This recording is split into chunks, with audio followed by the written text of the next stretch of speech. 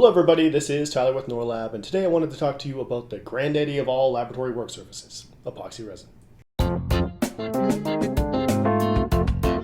What is epoxy resin? It's a man-made work surface specifically for laboratories. And since its invention in the 70s, has become the most popular work surface in laboratories because of its high chemical resistance, high heat and flame resistance.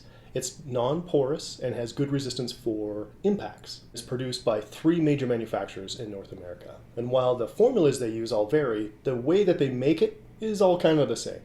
They take raw materials that include sand and epoxy resin, and they mix it together and heat it in a crucible, and then pour it into molds. Those molds are then baked and machined flat at the top with a dye then applied to the work surface to give it its color. And then those large sheets are fabricated into the individual work surfaces. Material is available normally in a 1-inch and a 3/4 inch thickness, although there are other thicknesses available if required. So with high chemical resistance, high flame and heat resistance, we can use epoxy resin anywhere, right? Well, maybe not. We have to be careful specifically about high concentrations of acids.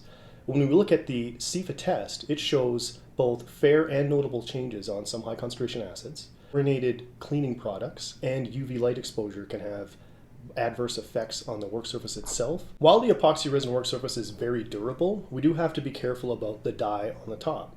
It can be removed, specifically in high work zone areas like sink areas. And once it's removed, you cannot repair it or reapply it. It will always show the little bit of gray underneath. Scratches will also show. And when we talk about fabricating it on site, it requires specialty tools.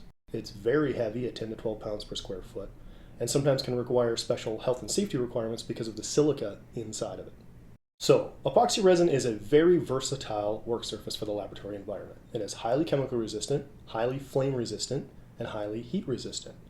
We do have to be careful about things like UV and chlorinated cleaners and high concentrations of acids, but it's generally used in wet labs, dry labs, or any area where you don't really know what's going to be happening or a wide range of things is going to be happening.